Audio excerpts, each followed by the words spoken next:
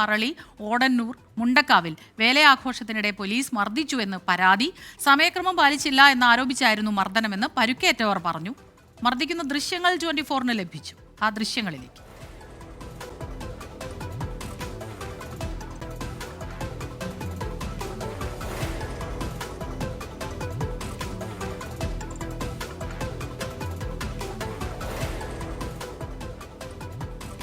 ശ്രീജിത്ത് ശ്രീകുമാരൻ ചേരുന്നുണ്ട് പാലക്കാട് നിന്ന് വിവരങ്ങളുമായി. ശ്രീജിത്ത്, വലിയ തിരക്ക്, നമുക്കറിയാം അവിടെ വേലയാഘോഷം എന്നൊക്കെ പറഞ്ഞാൽ വലിയ ആഘോഷങ്ങളാണ്. പക്ഷേ പോലീസ് എന്ത് സമയം പാലിച്ചില്ലെന്ന് പറഞ്ഞാണ് ഇങ്ങനെ മർദ്ദിക്കുന്നത്?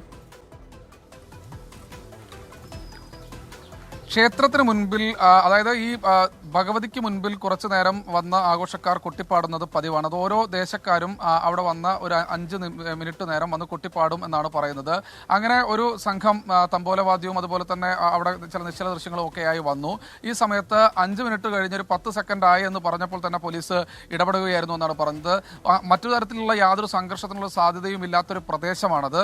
സ്വാഭാവികമായി ആ പ്രദേശത്ത് ഇങ്ങനെ ഒരു സംഘർഷത്തിന് യാതൊരു സാധ്യതയുമില്ല എന്നാണ് നാട്ടുകാരും പൂര കമ്മിറ്റി, ഉത്സവ കമ്മിറ്റി ഭാരവാഹികളും ഒക്കെ തന്നെ പറയുന്നത്. നാട്ടുകാർ എന്തായാലും ഒന്നടങ്കം സംഘടിച്ചിട്ടുണ്ട്. അവർ വലിയ പ്രതിഷേധത്തിലാണ്.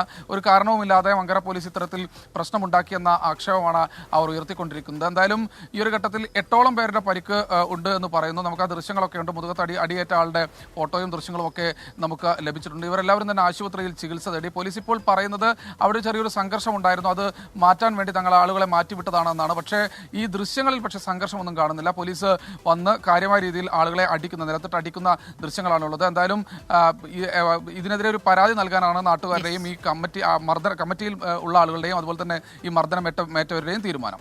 ശരി, ശ്രീജിത്ത് ശ്രീകുമാരൻ പാലക്കാട് നിന്ന് വിവരങ്ങളുമായി നമുക്കൊപ്പം ചേരുകയായിരുന്നു.